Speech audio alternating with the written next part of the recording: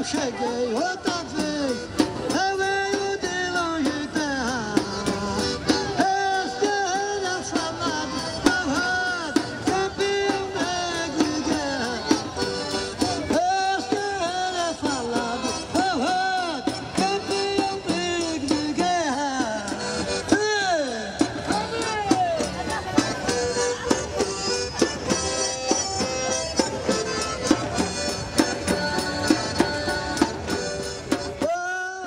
Meu pai nasceu em Viçosa, como todo mundo tem conhecimento disso, né? No dia 26 de janeiro de 1905.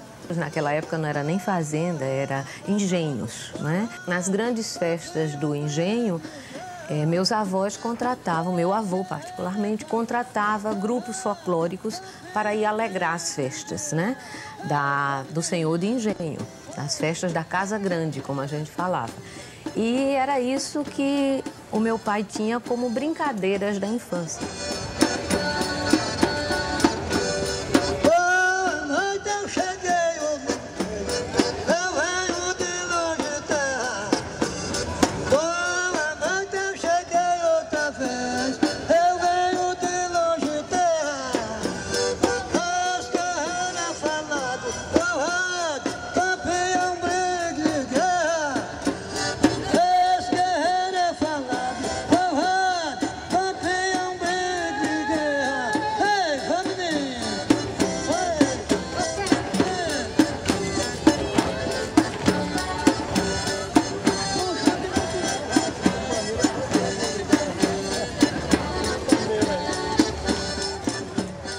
Era assistir ao guerreiro, ao pastoril, às cheganças, às baianas, as brincadeiras de infância mesmo que ele teve. Ele relata como essas distrações da cultura popular que já era inserida no contexto da vida dele. Estampas pastorinhas aqui nesse lugar, meus senhores todos queiram desculpar. Estampas pastorinhas aqui nesse lugar, meus senhores todos queiram desculpar. Senhoras e senhores queiram desculpar, que a nossa jornada já vai começar. Senhoras e senhores queiram desculpar, que a nossa jornada já vai começar. Ele veio para Maceió, né, com 12 anos de idade, para concluir os estudos, como eles diziam, né, no primeiro grau. E já aos 15 ele já tinha certeza que queria fazer medicina. Determinei subir no vento, eu fui o país da lua, a receber uma friagem tua, eu vi a terra diferente. Determinei subir no vento, eu fui o país da lua, a receber uma friagem tua, eu vi a terra diferente. Um curisco ia passando de repente, com o curisco eu me abraço. Tinha um costume na família de meu pai que primo só casava com primo, para que a fortuna não saísse da família, né? E meu pai foi o primeiro que deu um grito de independência e se apaixonou pela minha mãe desde os 17 anos. E ele, quando casou, ele resolveu, a contragosto da família, mas resolveu casar primeiro com uma mulher pobre e segundo com uma mulher que não era da família dele.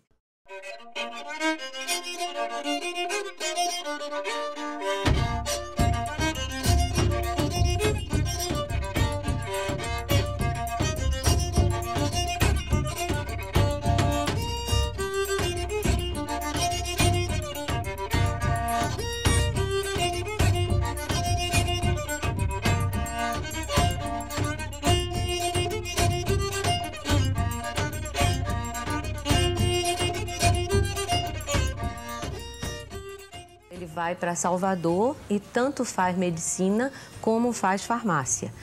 Farmácia acabou bem mais cedo, que foi no 4º ano ele formou lá em Salvador, E quando terminou farmácia, ele foi transferido para o Rio de Janeiro, exatamente por pedido dele mesmo, que queria concluir os estudos no Rio de Janeiro.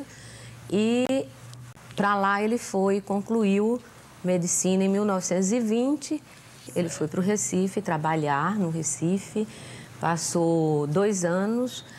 Nessa época ele morava no Recife com Graciliano Ramos, numa pensão, né? E ele conta que não foi preso junto com Graciliano porque ele foi chamado para atender um paciente.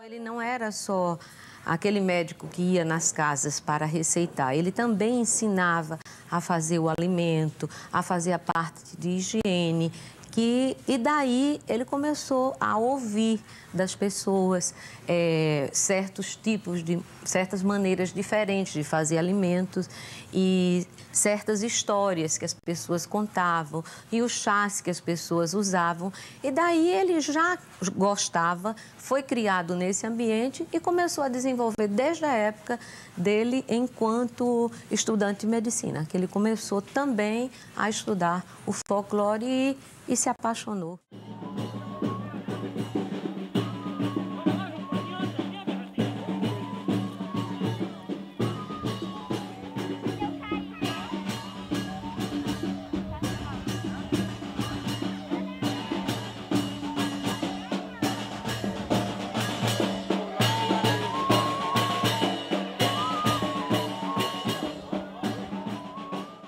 E depois que ele deixou a medicina, aí ele se dedicou mesmo de corpo e alma, só mesmo ao folclore, a ler, a escrever, a ter vários livros publicados, a fazer crônicas, a fazer poemas, a estudar heráldica, etnografia, etnologia. Ele estudou de tudo um pouco, porque o que ele gostava mesmo era disso, era de aprender e de ensinar, sobretudo de ensinar. Ele adorava. Inclusive tem seguidores.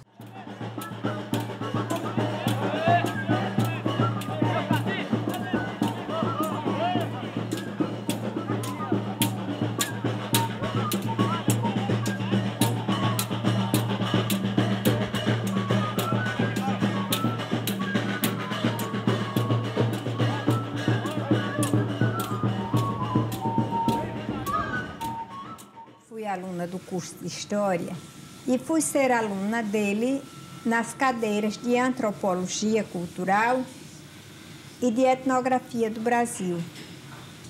E aí, então, eu lembro que eu esperei com ansiedade o dia da primeira aula, da primeira entrada do Dr. Theo na sala de aula, né?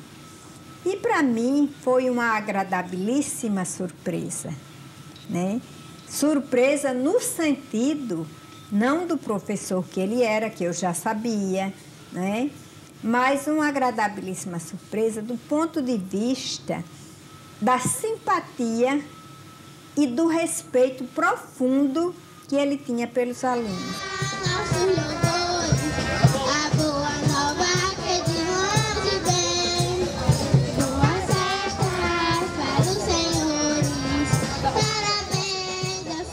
O Dr. Theo fez pesquisa de campo, ninguém sabe. Ele fez pesquisa de campo na Bolívia, ele fez pesquisa de campo no México, ele fez pesquisa de campo em Portugal, ele fez pesquisa de campo na Espanha, na França. Tudo isso para chegar às origens da cultura popular em Alagoas.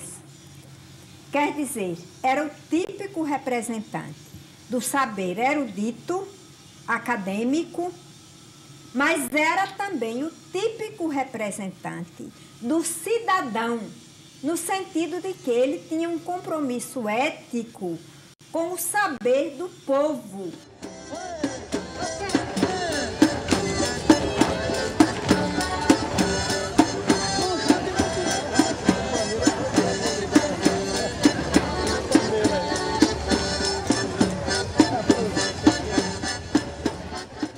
encerrar esse depoimento, uma coisa que Dona Hélide, mulher dele, me contou, em tom confidencial, e que eu cometo a inconfidência de contar nesse depoimento, porque eu acho que vale a pena.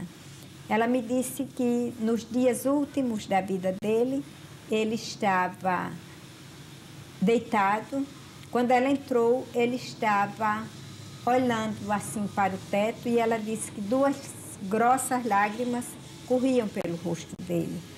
E ela falou para ele: Theo, o que você está sentindo? O que se passa? Ele falou para ela, sem desviar o olhar, ele falou para ela: deixe-me, Hélide, deixe-me. Ainda me resta pensar.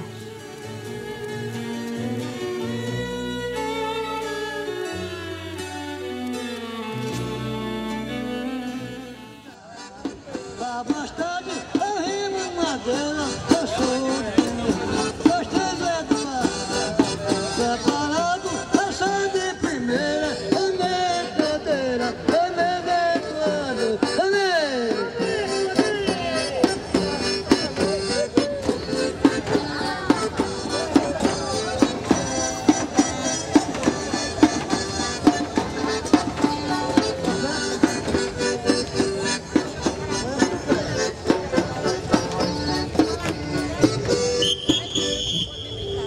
Aplausos.